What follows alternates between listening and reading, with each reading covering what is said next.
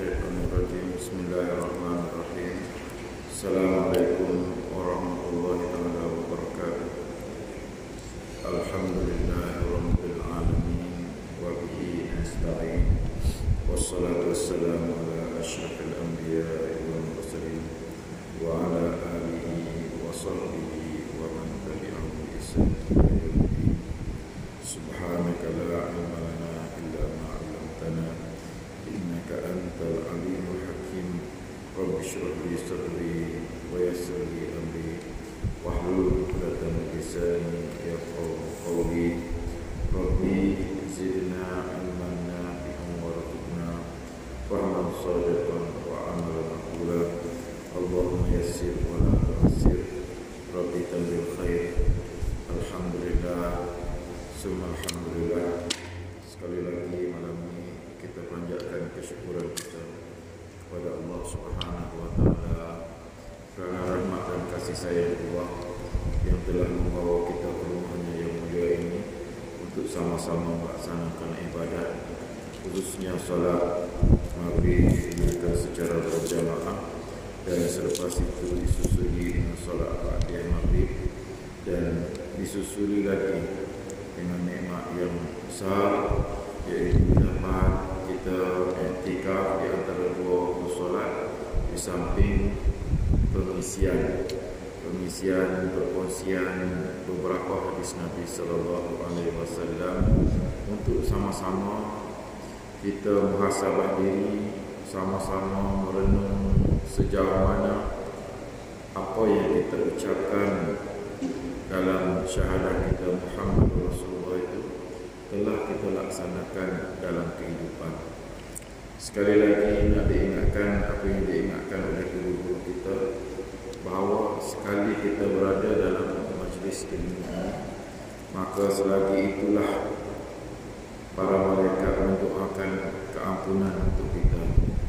Jadi bertuahlah orang-orang yang dapat paksa diri mereka untuk berada dalam majlis ini walaupun seketika, walaupun mungkin setengah jam masa yang ada ini, tetapi sebenar-benarnya kita adalah antara orang-orang yang bertuah, orang-orang yang beruntung kerana mendapat doa daripada malaikat. Antara doanya ialah Allahumma ighfir lahu, Allahumma arhamhu, ya Allah ampunilah dosa orang ini dan rahmatilah orang ini. Siapa orang ini, terpulanglah kepada kita sendiri nak pilih berada dalam doa malaikat ataupun kita terlepas daripada doa para malaikat.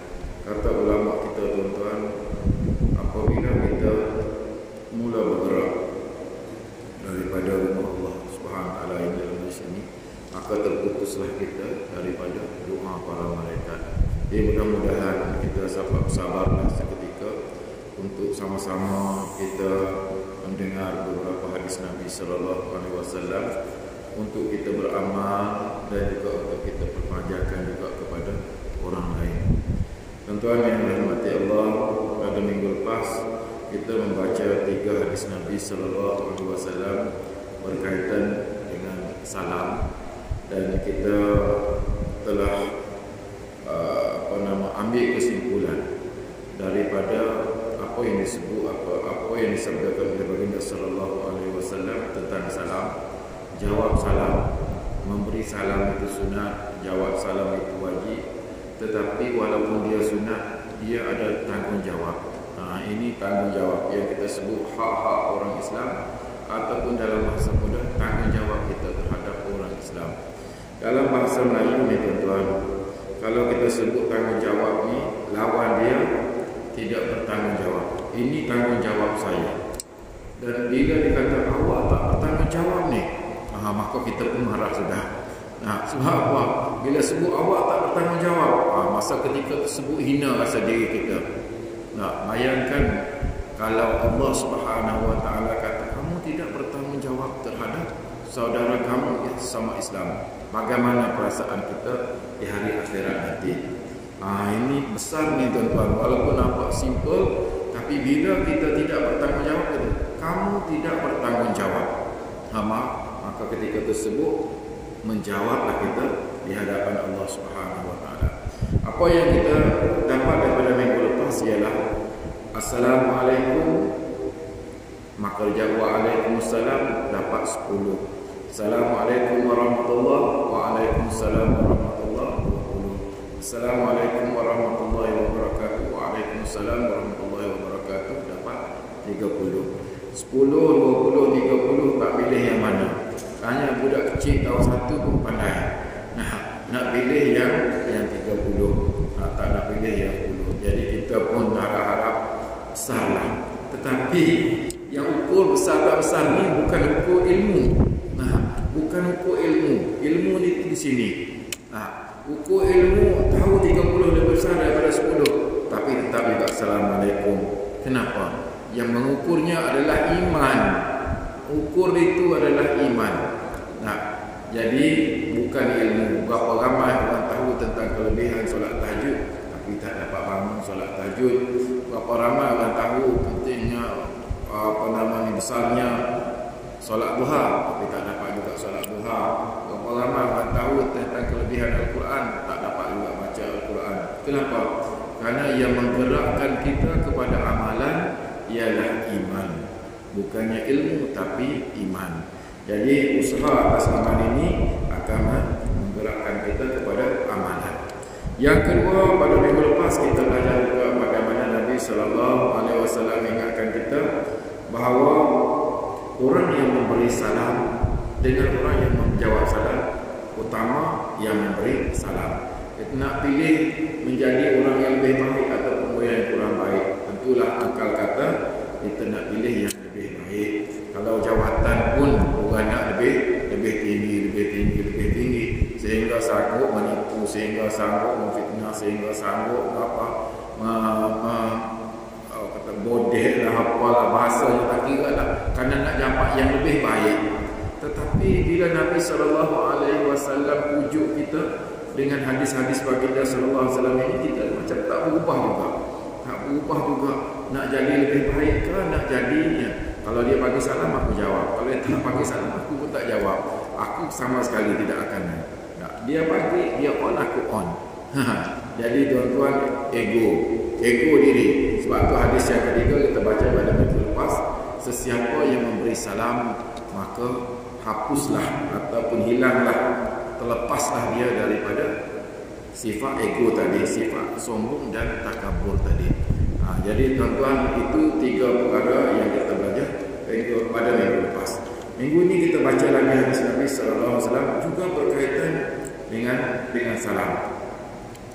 An Anas radhiyallahu anhu qala li Rasulullah sallallahu alaihi wasallam, ya bunayya idza dakhalta ala ahlika fasallim yakunu barakatan alayka wa ala ahli baitika.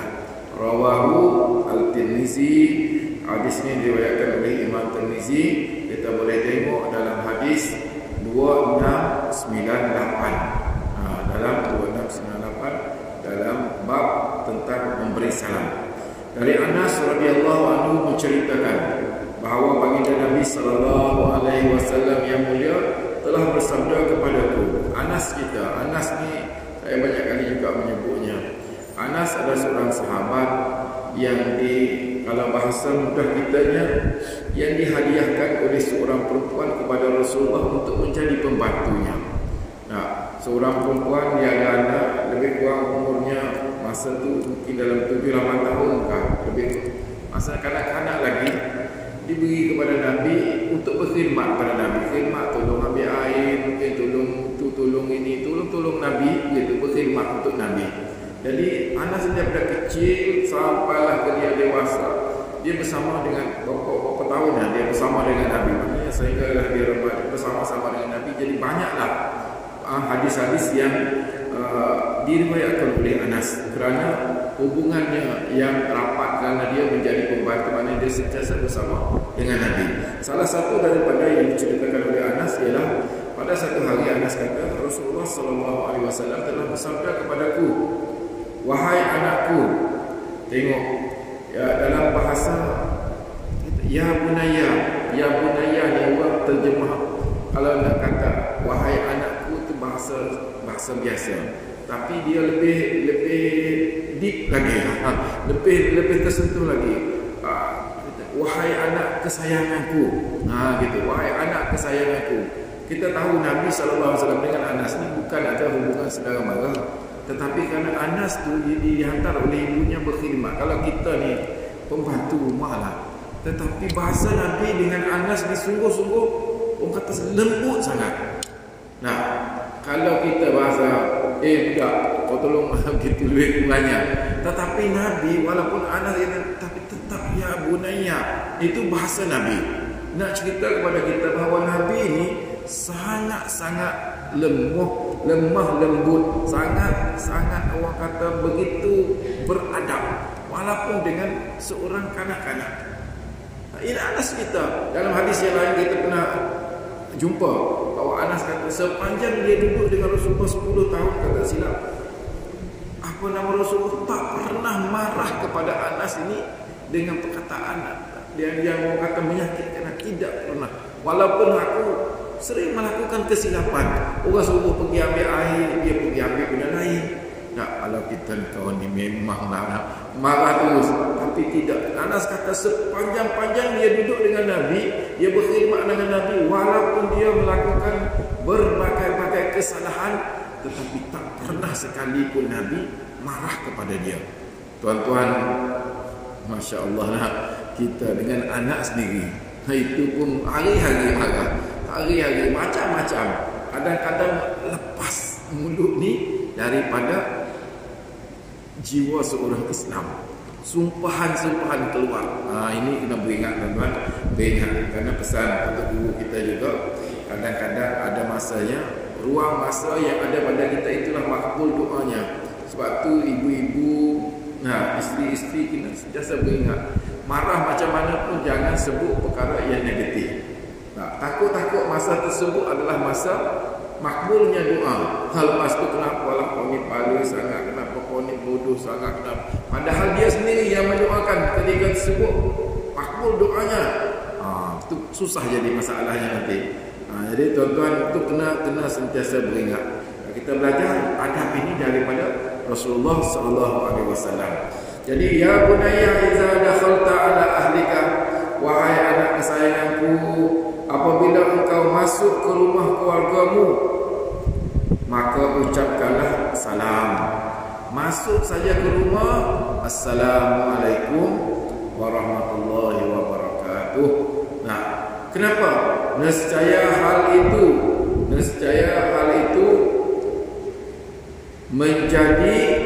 akan menjadi keberkatan bagimu dan bagi penghuni rumahmu. Salam yang diberi ketika masuk rumah itu akan memberi keberkatan kepada si pemberi salam dan juga kepada ahli dalam rumah tersebut.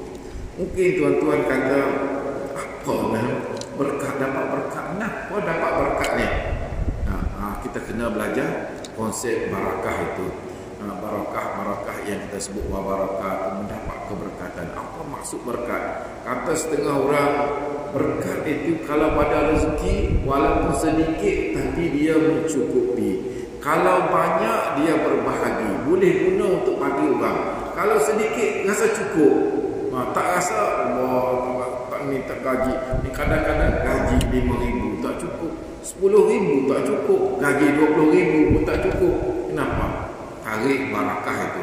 Kadang-kadang ada orang gajinya 1,000, anaknya 2-3 orang pun cukup.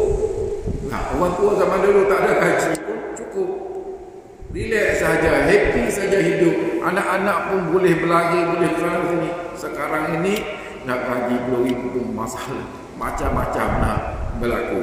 Itu maksud barakah pada segi rezeki, barakah pada umur, barakah pada ilmu, barakah pada harta benda, barakah. Kita perlukan barakah-barakah ini untuk guru kita, untuk bukan di dunia semata-mata, sehingga dia memberi manfaat kepada kehidupan akhirat kita. Itu barakah. Jadi tuan-tuan, semua orang perlukan kepada barakah dalam kehidupan. Sebab itu dalam salam pun Assalamualaikum warahmatullahi wabarakatuh. Nah, itu nak ambil keberkatan. Jadi rumusannya, balik ke rumah, asal saja masuk pintu rumah, Assalamualaikum warahmatullahi wabarakatuh. Jangan lepas. Nah, malam ni kita dah belajar apa yang perlu kita buat. Maka kita dah nak, kita niat saja nak amal ni. Nak amal. Mungkin sebelum ni ada juga kadang-kadang kita bagi salam. Kadang-kadang pakai masuk kedah macam tu saja, tak bagi salam. Nah, tiba-tiba bagi salam mesti kata macam lain saja ni. Tak pernah bagi salam. Tiba-tiba bagi salam nak mati ke ni? Nah, tiba-tiba je bagi salam. Biarlah, nak mati ke nak hidup ke tak kira. Sebab hari ni aku dapat satu ilmu yang mana masuk saja ke rumah bagi salam, dan dengan sebab salam ini kita memperoleh barakah untuk kita, barakah untuk isteri kita, barakah untuk anak-anak kita. Bayangkan tuan-tuan, kalau harta kita diberkati Allah, kalau isteri kita diberkati Allah, kalau anak-anak kita diberkati Allah, kita tak tahu atas salam mana yang diterima oleh Allah Subhanahu Wa Taala. Salam mana kita? Salam pagi tadi ke? Salam tengah hari ke? Salam petang ke? Salam malam ke? Kalau diterima oleh Allah, maka ketika tersebut kita memperoleh keberkatan. Kita tak tahu salam yang mana. Mungkin pagi tadi tak dimakbulkan oleh Allah lagi, petang dimakbulkan oleh Allah. Jadi sentiasalah kita mengamalkan apa yang diajar oleh Nabi sallallahu alaihi wasallam ini. Itu yang pertama. An Qatadah radhiyallahu alaihi qala Nabi sallallahu alaihi wasallam, "Idza dakhaltum baitan fasallimu ala ahlihi wa idza kharajtum fa'audimu ahlahu salam." Rawahu Abdul Razak. Dari Qatadah radhiyallahu alaihi berkata bahawa Rasulullah sallallahu alaihi wasallam sabda, apabila kamu memasuki sesuatu rumah, maknanya bukan rumah kita, mana-mana rumah, tak sebenarnya rumah kita. Apabila kamu memasuki sesebuah rumah, maka ucapkanlah salam kepada penghuninya, dan apabila kamu keluar, maka ucapkanlah dengan salam juga kepada penghuninya. Jadi jangan kita terbalik, pergi rumah, tuan rumah bukan begitu, Assalamualaikum, bukan kita yang bagi salam, tapi tuan rumah yang bagi salam. Jangan sampai tuan rumah yang bagi salam, dia tunggu salam kita, maka ketika tersebut kita masih tunggu salam dia. Jadi pergi mana-mana rumah, kita sebagai tetamu, maka kita yang memberi salam, dan nak balik pun ucap Assalamualaikum. Kadang-kadang kita nak balik ke rumah, nak balik dah ni, nak balik dah, nak berasuh-asuh lah balik, Assalamualaikum, tuan rumah Assalamualaikum. Bukannya kita, tuan rumah yang bagi salam. Itu tak kena. Bukan salah, tetapi tak kena adabnya. Kita sebagai tetamu masuk beri salam, balik pun beri salam. Itu aturannya. Dan kita belajar ini aturan, dan kita kena aman. Pergilah ke mana-mana, ruang pun sekalipun beri salam, dan untuk berpisah juga beri salam. An Abi Hurairah radhiyallahu anhu anna Rasulullah sallallahu alaihi wasallam qala, "Idza taha ahadukum ila majlisin falyusallim fa inna yadalahu fa in badalahu ay yajlisa falyajlis thumma idza qama falyusallim falaysat al-ula bi ahaqqa min al-akhirah." Hadis ini rawahu Tirmizi wa qala hadza hadis hasan, dikatakan hadis ini hadis hasan. Walaupun dia tidak capai hadis sahih, tetapi dia hasan. Hasan ini tetap juga hadis. Dari Abu Hurairah radhiyallahu anhu meriwayatkan bahawa Rasulullah sallallahu alaihi wasallam sabda, apabila salah seorang daripada kamu mendatangi sesuatu majlis, maka duduklah mengucapkan salam. Dan apabila dia ingin duduk, maka duduklah. Kemudian apabila dia bangun untuk meninggalkan majlis, maka hendaklah dia sekali lagi mengucapkan salam. Salam yang pertama tidaklah lebih baik daripada salam yang kedua. Nabi kata, kalau kita menghadiri mana-mana majlis, kita datang beri salam. Beri salam untuk majlis tersebut. Dan bila kita nak beransur keluar pun memberi salam. Di ujung hadis Nabi kata, salam yang pertama tidak menjadi lebih baik daripada salam yang kedua. Apa maksudnya? Maksudnya tuan-tuan, kalau yang pertama kita dituntut memberi salam, maka keluar daripada majlis juga dituntut memberi salam. Kadang-kadang kita Assalamualaikum warahmatullahi wabarakatuh, masuk, tak duduk, tapi nak keluar, wah tak payahlah, senyap-senyap lah, tak-apa lah. Supaya orang tak tahu kita balik awal. Gitu keadaannya. Tetapi dia ada SOP-nya jugalah. Datang tengah kuliah, tengah ramai-ramai, tiba-tiba Assalamualaikum, jadi orang pun terhenti kuliah, jawab salam kita. Tak kena juga begitu. Dia ada SOP-nya, ada tata caranya. Dalam perlukah semua bagi salam, datang 10 orang Assalamualaikum, Assalamualaikum, Assalamualaikum. Sekali ini kuliah kata kita jawab salam je malam ni. Jawab salam je malam ni. Itu adab tu kena jaga juga. Itu kita dalam proses belajar ni. Proses belajar.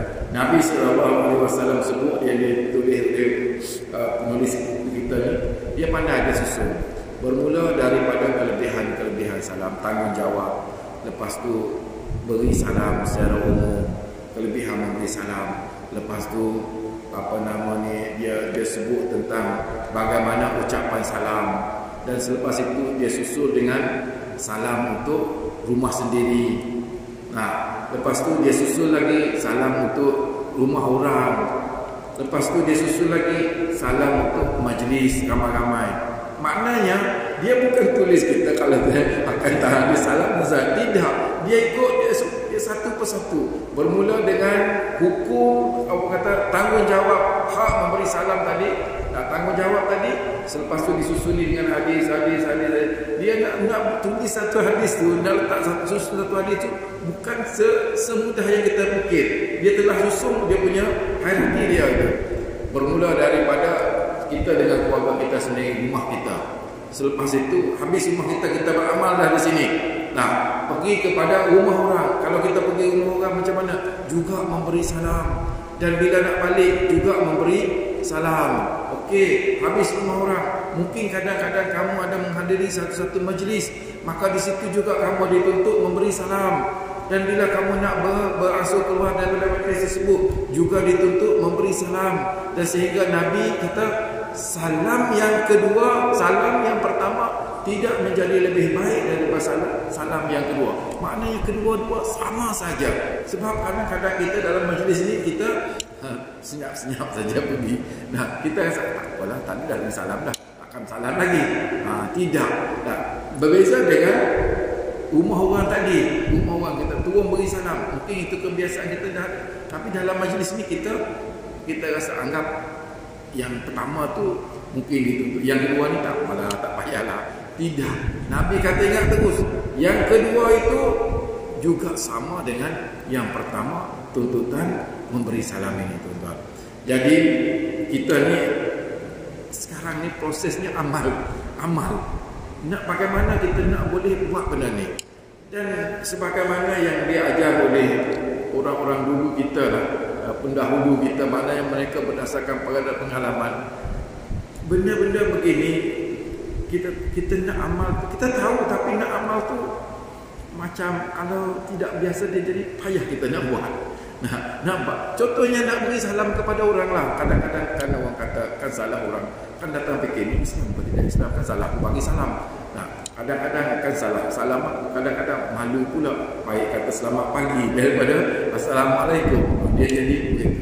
Jadi bila kita dengar hadis-hadis Nabi SAW dan kita pun ucap sudah Muhammadur Rasulullah. Kata ulama, Muhammadur Rasulullah maknanya kau menerima apa saja yang datang daripada Nabi sallallahu alaihi wasallam dan akui ia adalah yang paling baik untuk diamalkan, dilaksanakan dalam kehidupan kita.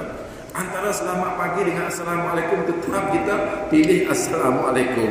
Walaupun ada selamat pagi sama juga tu, selamat juga, sama-sama selamat. Tapi tidak, karena dia datang daripada mulut Nabi kita sallallahu alaihi wasallam yang mulia, maka itulah yang kita kena amal.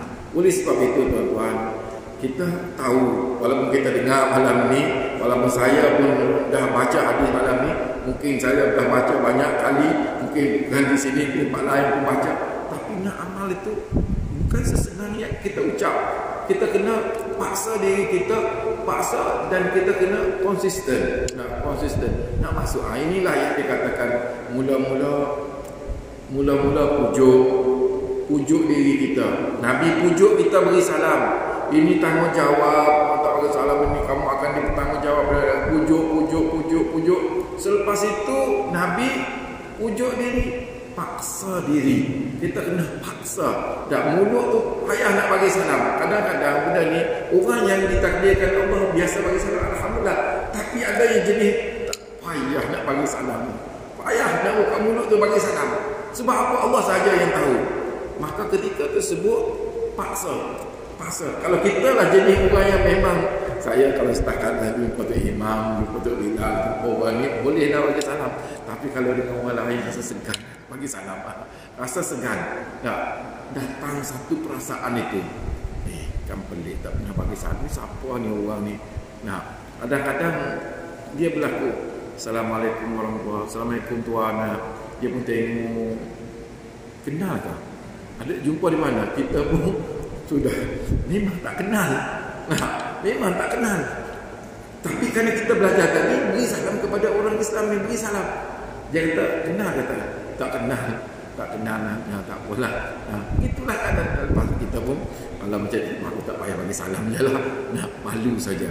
Jadi itu keadaan yang akan berlaku kepada kita. Sebab itu paksa diri kita beri salam. Paksa diri kita tak boleh beri salam. Tengok berapa kali aku bagi salam hari ni. Berapa kali aku bagi salam hari ni. Tengok. Sehingga sebagaimana yang mungkin kita akan jumpa dengan hadis yang menyebut bagaimana sahabat Nabi SAW ini, dia nak pujuk. Hadis nak pujuk kita pakai utamanya salam. Rasulullah pergi ziarah dia, ketuk dia, Assalamualaikum, tak jawab lagi, Assalamualaikum, tak jawab lagi, Assalamualaikum, tak jawab lagi. 3 kali Nabi bagi salam. Tentulah Nabi Assalamualaikum warahmatullahi wabarakatuh. Bagi salam. Tak jawab lagi. Kali ketiga baru jawab. Kata sahabat lain, dia kata, kau ada di dalam kuburnya. Masa mudah kita lah. Kau ada di dalam. Sampai 3 kali Nabi bagi salam, kau baru jawab. Dia kata, aku nak mengharapkan doa Nabi. Biar Nabi doa yang pertama, Assalamualaikum warahmatullahi wabarakatuh, tak jawab lagi. Aku harapkan doa yang kedua. Doa yang kedua, Assalamualaikum warahmatullahi wabarakatuh, aku tak jawab lagi. Doa yang ketiga, Assalamualaikum, aku jawab. Takut apa? Takut yang ketiga kalau tak jawab, Nabi balik sudah. Jadi aku jawab. Jadi begitu sahabat ini mengharapkan doa. Doa ni, salam tu doa. Jadi tuan-tuan, kita tinggal lagi amal. Dan kalau kita tak boleh beramal, kita pujuk diri kita untuk beramal. Tak boleh lagi paksa diri kita beramal. Lepas tu pantau setakat mana aku dapat buat apa yang aku tahu ini. Apa yang aku tahu malam ni tentang salam ini. Kita dah baca flow step-step salam, bermula daripada hak.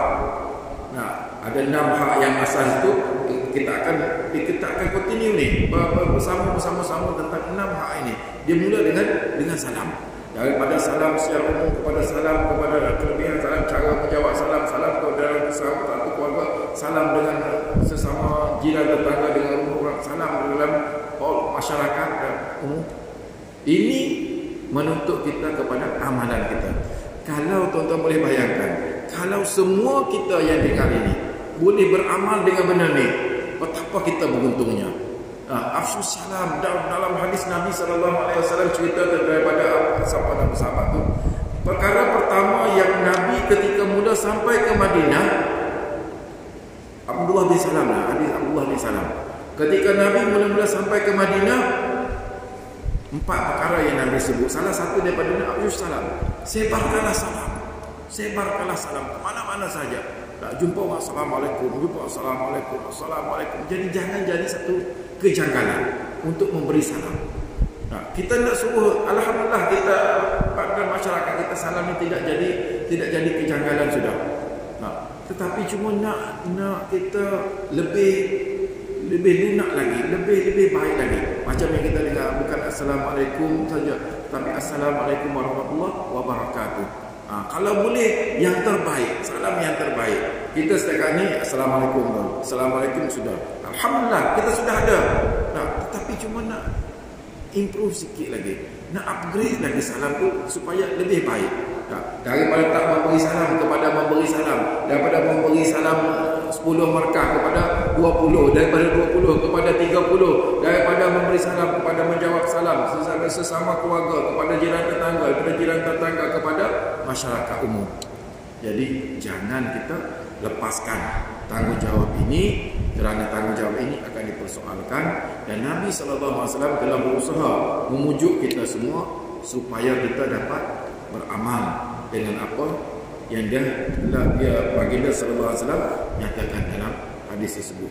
Jadi tuan-tuan, kita juga dituntut supaya dapatlah perpanjangkan apa yang kita perolehi daripada hadis-hadis yang kita dengar ini untuk ahli keluarga kita, untuk kawan-kawan kita. Bukan masalah. Kita sebenarnya simple saja tuan-tuan. Balik rumah sambil-sambil duduk makan di meja, ataupun sambil-sambil ni tengok TV. Ni abah ni, bapak nak cerita sikit ni, yang kita ni kena jaga apa yang disebut oleh Nabi. Masuk rumah beri salam. Jangan main terjah macam tu saja. Kalau tidak, dididik benda ni tidak akan berlaku pada anak-anak kita. Kena sebut ini kita jangan faedah. Kadang-kadang banyak kali dah ajar kau. Kalau nak masuk, ketuk pintu, beri salam. Bukan main perut tu macam tu saja. Kadang-kadang kita faedah. Banyak kali dah tak juga jalan. Tak boleh. Kerana syaitan itu akan menjadikan kita berputus asa. Tak ajar, tak masuk ni. Tidak tuan-tuan. Cakap dengan anak-anak, cakap dengan isteri tentang salam ini. Dan kalau ada ruang dan peluang dengan kawan-kawan di pejabat sambil-sambil makan, kita ada hadis Nabi. Ambillah, mungkin seminit, mungkin setengah minit, mungkin 2 minit, cakap tentang salam ini. Jangan tunggu oh datang sendiri ke masjid baru kau tahu. Payah juga kita nak bawa dia ke masjid itu. Kita apa yang kita peroleh ini sampaikan. Dan inilah yang dilakukan oleh sahabat-sahabat tuan-tuan. Inilah yang dilakukan oleh sahabat. Seorang saja Anas bin Malik mendengar tentang benda itu. Anas bercerita kepada orang lain. Orang lain itu bercerita kepada orang lain. Sehingga hadis itu direkodkan. Dan di sini hari ini kita memperolehinya atas usaha orang terdahulu merekodkan. Cuma kita ni dengar di sini, balik ke rumah, beritahu anak isteri, pergi ke pejabat, beritahu kawan-kawan. Mungkin mereka telah dengar. Tetapi tuan-tuan, kita tak tahu daripada lidah mana orang itu dapat beramal.